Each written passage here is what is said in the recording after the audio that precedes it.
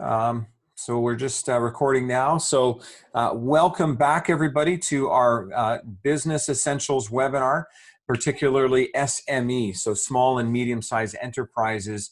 And what we've been looking at is business essentials for SMEs, business shifts in the middle of COVID-19. And of course, as we gradually begin to reopen, sort of our economies, and as we gradually begin to move forward with our lives, what we're trying to do is bring together some experts.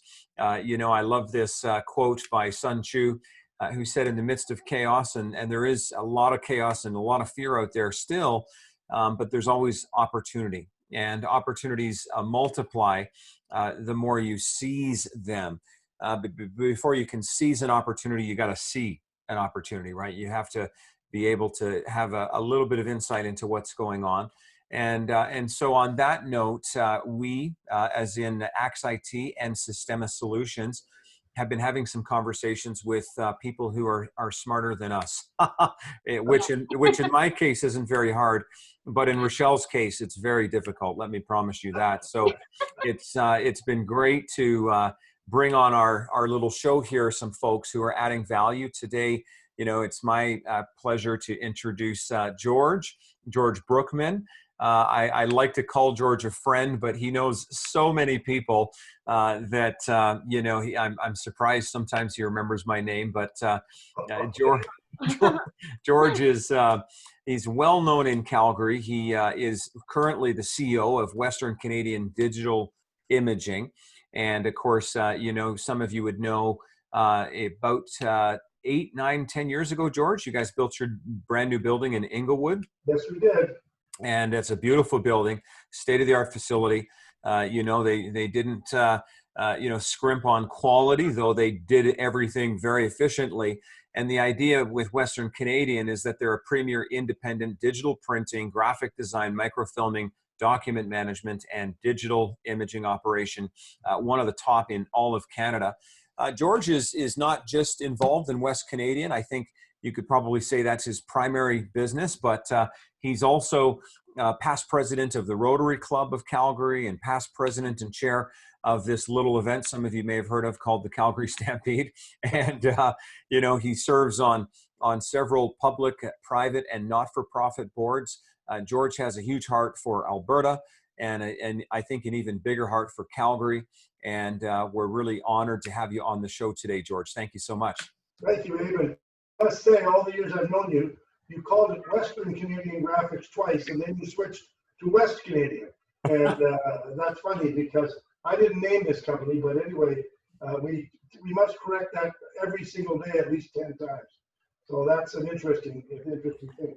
I liked your expression there about opportunity, and there's a great expression that says, the sound of your engine knocking is a problem for you, but it's an opportunity for your mechanic, right? So it's important to keep these things in perspective. Absolutely. I mean, a problem for you is someone else's opportunity, isn't it? And we've seen that even with personal protective equipment, right? Oh my God, yes. And so George, what would be great, and Rochelle and I are going to bounce back and forth and ask questions, but I'll ask you the first one, and really just love to hear a little bit about your business story, how you got into business, a couple of things along the way, kind of where you've been and where you are now. Love to hear that. Well, I've been around a long time. June the 18th will be my 36th anniversary here at West Canadian. So Rochelle, you weren't born when I bought this company, and it's been quite a ride. Prior to that, my father was in the real estate business, and so I started off my career in the residential real estate business, and spent a number of years in the development business with Manulife in their commercial real estate development portfolio, and then ended up spent some time with Gerald Moulton, and then went to ACTO, and had 9 great years at ACTO, built several buildings, well, 4 or 5, I guess. And then, of course, the first Trudeau brought in the National Energy Program, and a real estate appraiser at the time said to me, his name was Malcolm Bryce, he was a wonderful man, and he said, we won't build another office building in this town for 10 years. That was in 1983.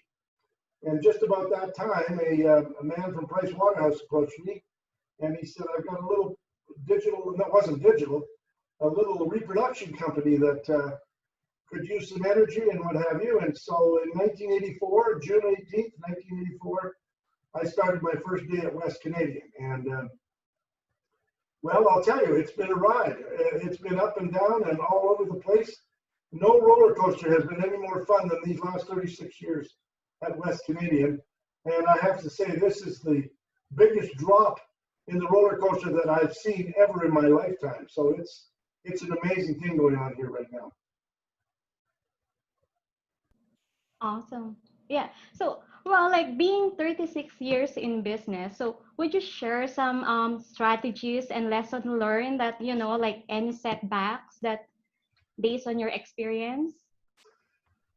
Well, strategies are, you know, we were always, ever since I bought the company, we were always trying to be at the forefront of what we thought our customers needed. We were the first company to go, and I bought a big digital printer in Japan in about 1992, and when the machine arrived, all the instructions were still in Japanese, and nobody knew how to run it. And sometimes you get ahead of yourself, you know. And sometimes you think you know where the people are going to go. Digital has been notorious for that, and then your customers go, well, we're not quite ready to make that jump yet. We're not ready to make that move. Yet if you're not there, then they wonder why you're not keeping up. I've often told the story of us buying a big printer for the plant here, and we were plugging it in and setting it up rather, and the technician said, "Oh, this is a nice machine, but you should see the new one." And this was like I just bought the damn thing; it was $300,000. And he said, "When you see the new one," I said, "Don't tell me that." So we tried to stay ahead of the curve in terms of technology. But the other thing is, Rochelle, you know, I always used to say to my people, if you want to say that Dialogue is your customer, or Encana is your customer, or Shell Oil is your customer, they are not your customer. Your customer is the person working at Dialogue, or working at Shell Oil, or working at Encana. Those are your customers. Business is always very, very personal. And my observation is the most successful people are the ones who never forget that you're selling and you're creating and you're building for people, not for companies. We're not building a company here for Imperial Oil. We're building for the people that work at Imperial Oil to try and make their lives better. And I think that, to me, is the most important thing. It's a very personal business. And I hate to say this because I know that people talk about balance in life all the time. But I got to tell you, if I see people walking out of here at 5 to 5 in the evening, they're not going to make it. But, you know, it's a long day, and you've got to be prepared to go out and meet with your customers. And if they say, well, let's have a glass of wine at some restaurant, that's where you're going to be. And it's very one-on-one.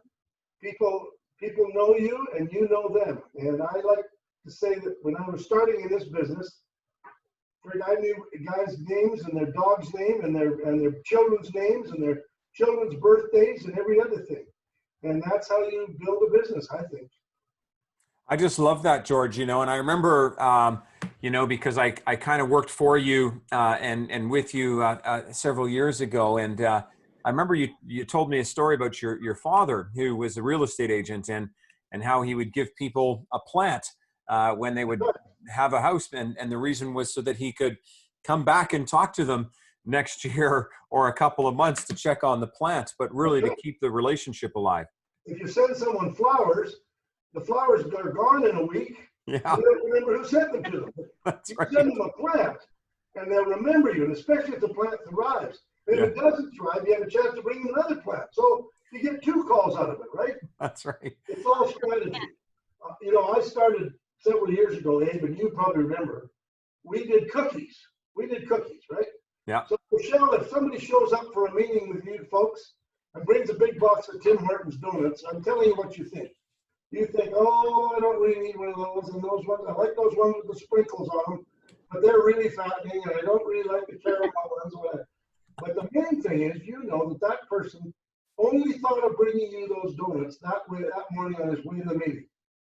But years ago, I had problem with a customer, and I picked up a dozen cookies. And the whole mood changed in the office. It's a long story, I'll make it short, when I brought the cookies. So for years and years and years, we've given out cookies. And we don't give out donuts. Anybody around here gives out donuts, here's from me about it. Because why? Cookies, people love cookies. Your mother made cookies, right? So you got your mother's permission. Your mother never made donuts, did she? Never. Nobody's mother makes donuts. So your mother made cookies. So when you're eating that cookie, you're thinking, oh, this tastes just like my mom gave me. And then you remember me. That's the trick. That's true. I will remember that, George. Thank you for that. But I admit that, like, sometimes I bring donuts.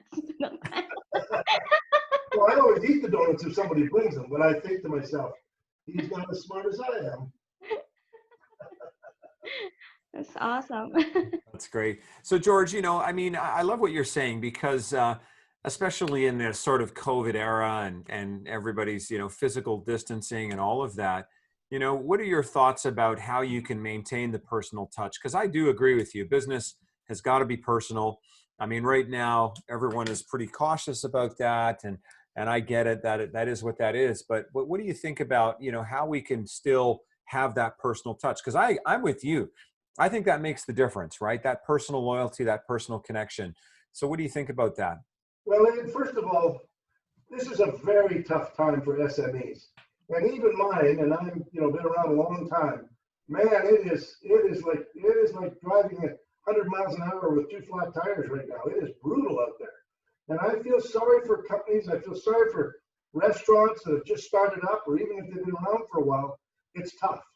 But I will tell you 2 quick things. Number one, I always used to say, wouldn't it have been something if we invented the email before we invented telephones?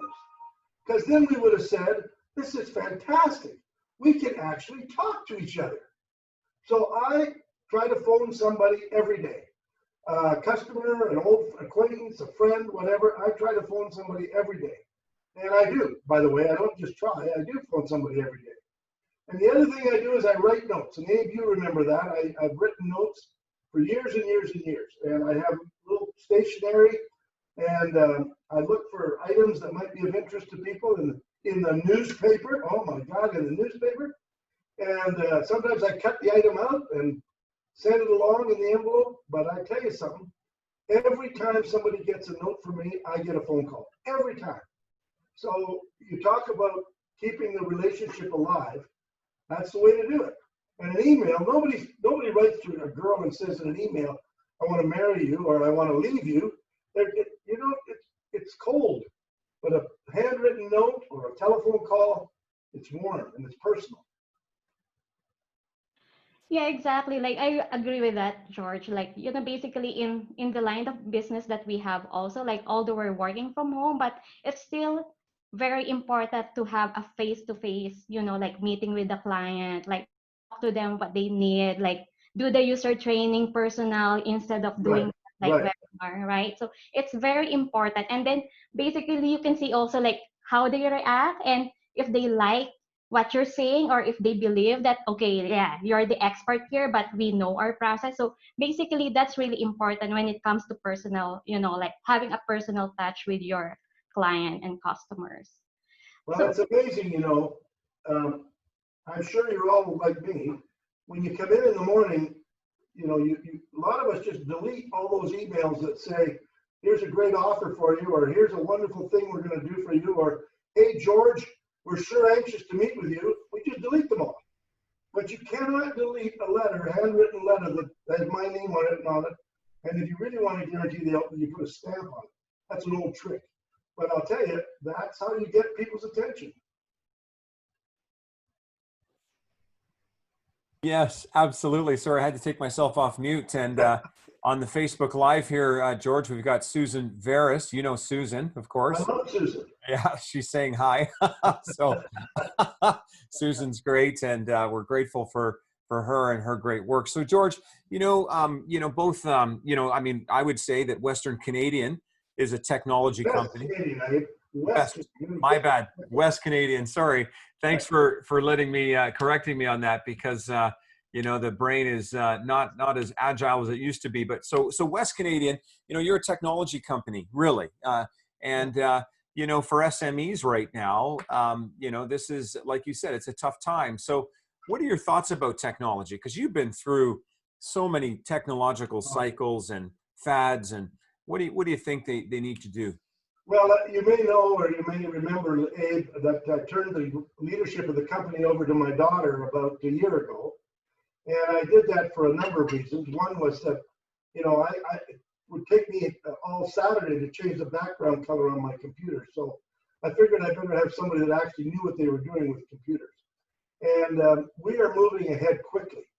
But one of the biggest challenges for small businesses, especially, is technology, is security. And we are really focusing on that right now because it's a jungle out there. And you never know. And customers, people that are relying on you, the last thing they want is to find out that they've been hacked or you've been broken into by somebody because you didn't upgrade your last computer. Hold on. And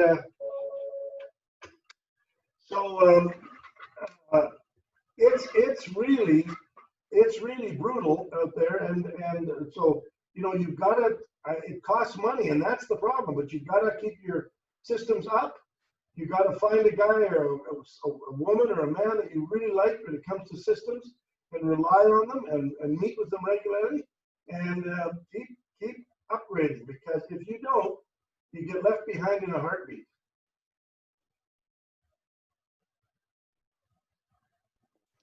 Awesome. So, George, since we were talking about like SME being affected by COVID, like, is there's any other like lesson and then opportunity that like you experience, and basically like, well, I know you've been in business for a long time. No, that's okay. I don't like to think I'm that old, actually. But for example, there's a wonderful little flower shop in Inglewood, and I'm not putting in a plug for her, but she's a great lady. But when I first met her and learned about her business, she was selling flowers every day, right? Of course, but she wasn't keeping any record of who she sold the flowers to.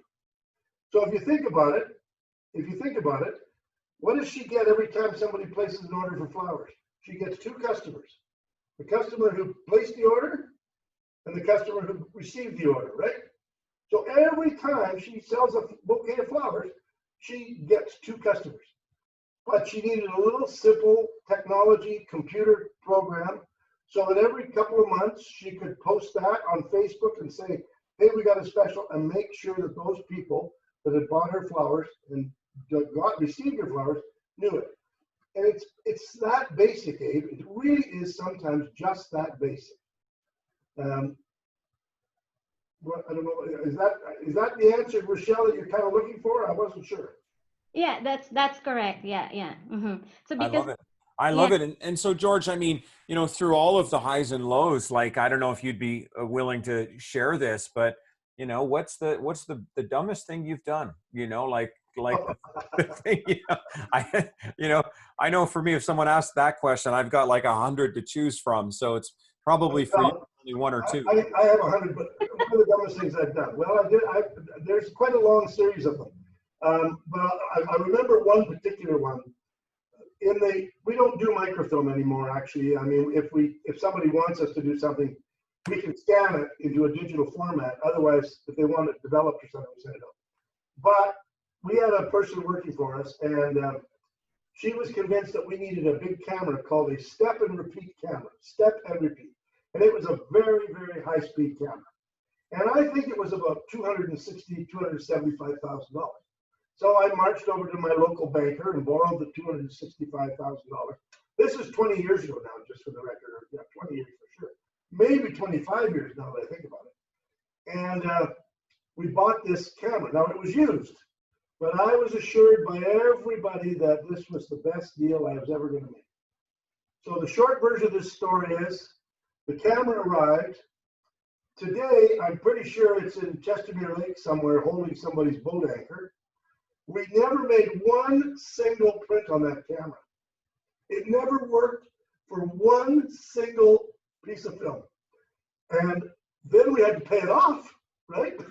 So, and I had it sitting there, and we'd keep it all polished and nice. So if anybody came in, oh yeah, we got to step and repeat. But we never made a single image on that camera. And I think back about that, and I think about what color of Porsche I'd like to have. And that camera is my Porsche, and it's sitting in the Chestermere Lake, I'm sure. That's awesome.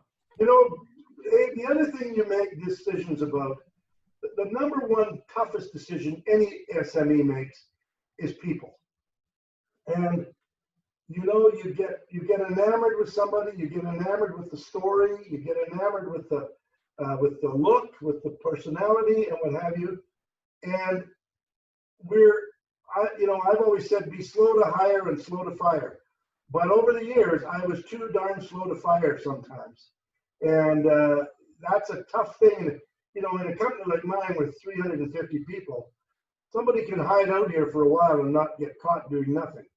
But in a company that's got 6 or 7 people, everybody better be pulling their load. And if they're not, you got to make that decision. And, you know, you get emotional, right? SMEs, I know the people. I know that they just got married, or I know that they just had a baby, or it's a single mother. And these are tough. Oh my God, these are gut-wrenching decisions. But if you want the company to survive, you got to make the tough calls.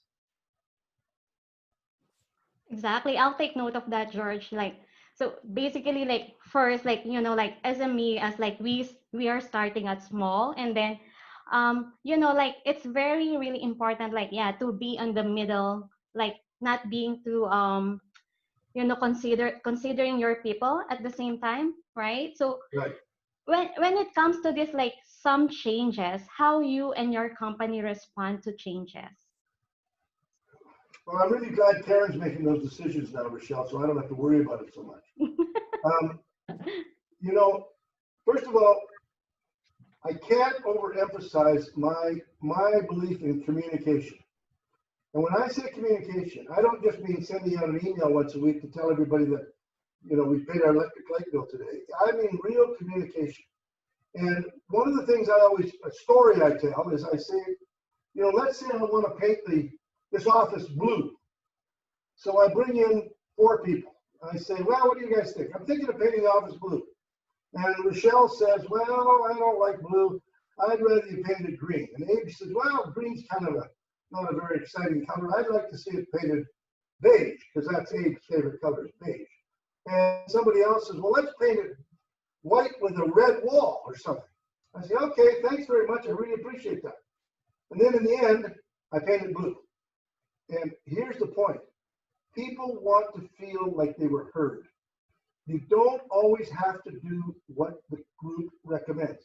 You cannot necessarily run a small company by consensus. At some point, you're going to say, this is my money, this is my signature on the bank loan, this is my company, I'm going to make the decision.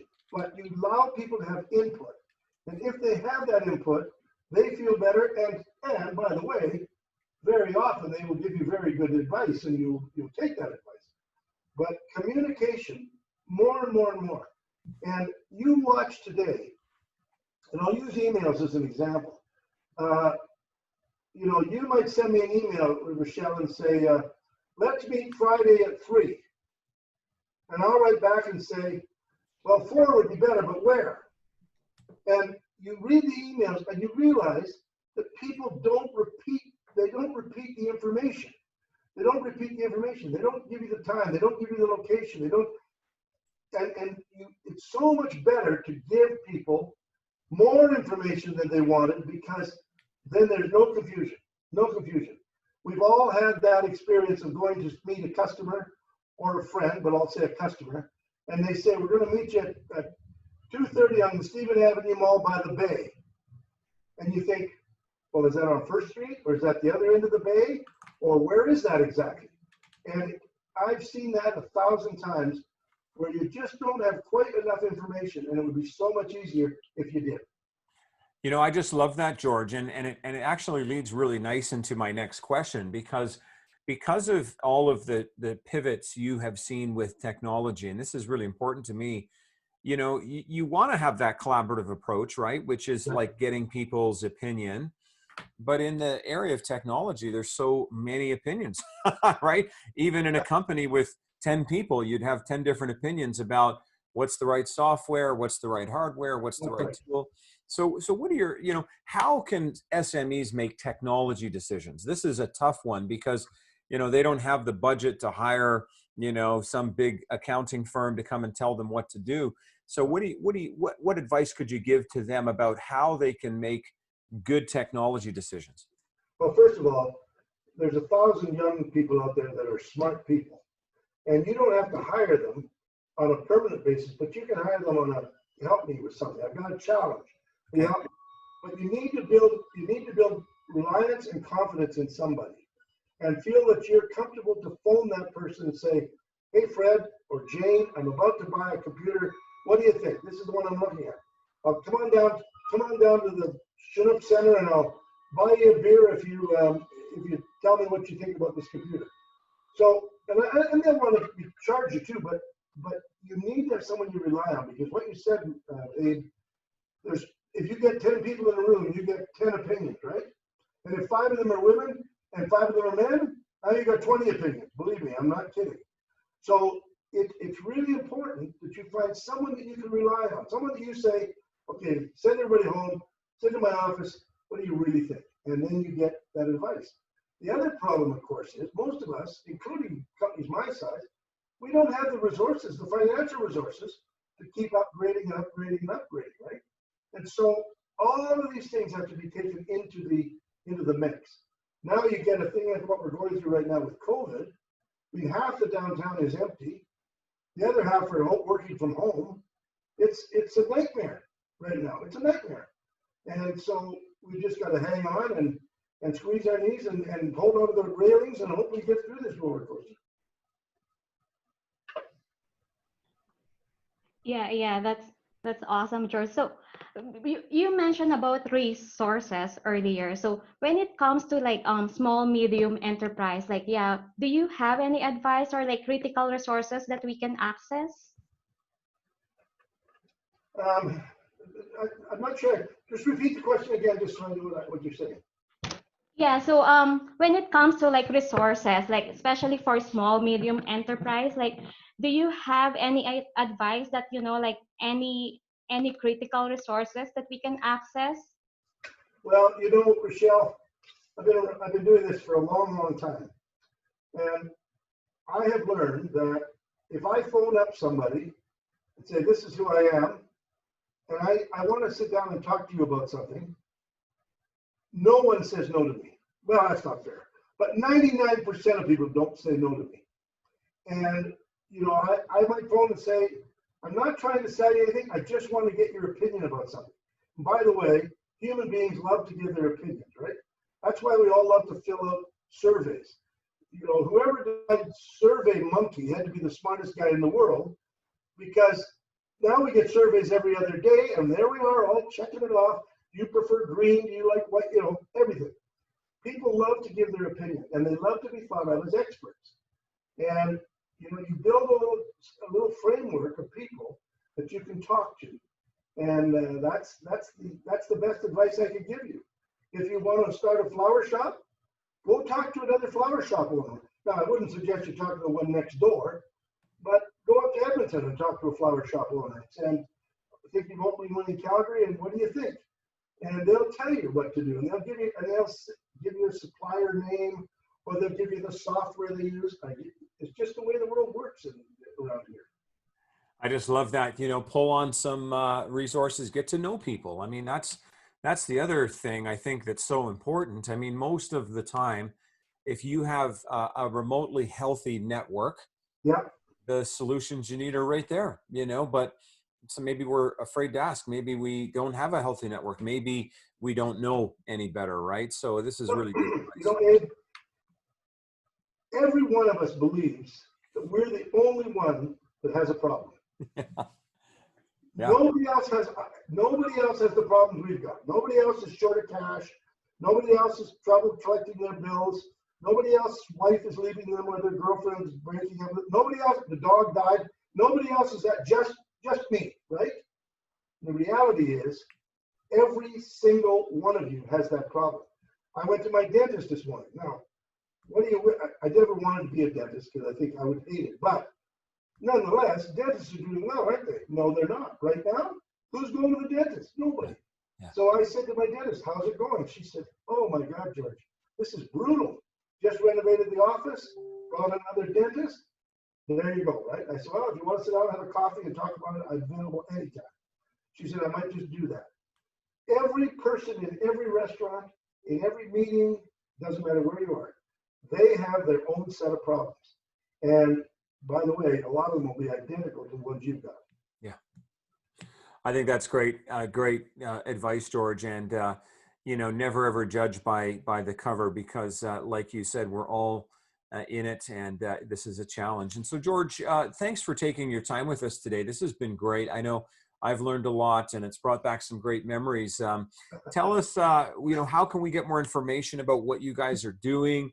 You know, is there anything you'd like to share just to kind of advertise a little bit about what West Canadian is up to and how they can access what you've got?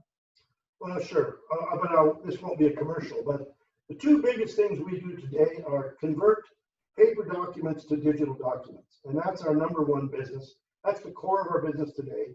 And the second one is site management. We are in 41 Fortune 500 companies, even as far as Ontario and Toronto. And we run their print room, we run their operating room. The big advantage for these companies in that case is that, you know, if they've got 3 people working in that print room and one of them gets sick, they're stymied. Whereas if we're doing it, it immediately goes to another piece of equipment we've got or it comes here and gets printed. So, you know, we've really done very, very well in that business. But that's my commercial. Scanning documents, digitizing documents. I said to Karen the other day, well, everywhere you look right now, they talk about digital information, and our name is digital, so I don't know how we could have it any better than that. I love it. Thank you so much, George. It's been great to have you here. So folks, please do check out West Canadian Digital Imaging for sure. I love how you sort of made it nice and simple. You're doing a lot of document scanning and sounds like on-site digital management, which is just phenomenal. And, you know, George, you made an impact on the Calgary business scene for many years. So thanks for joining us today. And I'll just put, you know, their information up one more time so you can sort of see it right there, West Canadian Digital Imaging. And please do check them out. And what's your website, George, just so everybody can hear it one more time? www.westcanadian.com. Nice and easy, westcanadian.com. So check that out. And so Western Canadian name. No, West Canadian. And I see there's 5 people on the chat line. Did you see those chats? Yeah, I did. Absolutely. And we've been responding to some of them as well. So, you know, on that note, maybe, you know, Rochelle, tell us just a little bit about Sistema and then we'll close it up. Okay, yeah. Thank you, Abe and George. So since we were talking about earlier, as George mentioned, about how important the technology for SME, so we're here to help SME, like, you know, like we offer finance and accounting solution for companies. We're a Microsoft partner, so we help SME who outgrown their legacy system like QuickBooks, Simply Accounting, and other legacy system. We help company like optimize their operations and identify business process and improvement. So in this time of the year, like that's very important, you know, like basically like company who can adjust on the changes. So it's very important to have a proper technology. And then what we do, so these are the core solution that we offer and professional service. Okay, and yeah, you can see our contact information here. You can visit our website at www.sistemasolution.ca. Awesome. Thank you so much. And, you know, of course, I represent XIT. I'm not a technology person, but my wife runs that company and she's got a small team. And we're focused on really just 3 things: cybersecurity, business continuity, and managed services. So please do reach out. Next week, we would really love for you to join us. We have with us a very special guest, Jamie Hall. He's the Executive Director of the Okotoks and District Chamber of Commerce. And we felt like he would really be able to help SMEs, small and medium-sized businesses, to think about where are some of those government and bank sources of support. There's a lot of supports in communities right now. I know that, of course, as we continue to evolve through the reopening, we might need some of those resources more than ever. And so Jamie's going to be talking about that. And so we're going to be here on Wednesday, June the 10th at 1:30 p.m. So again, please do join us. And I do encourage you to check out westcanadian.com. Thanks so much, George, for being so amazing. And thanks for being with us. Pleasure. Thank you, George. Yeah. All right. Bye. Thanks, everybody. We'll see you next week. Bye.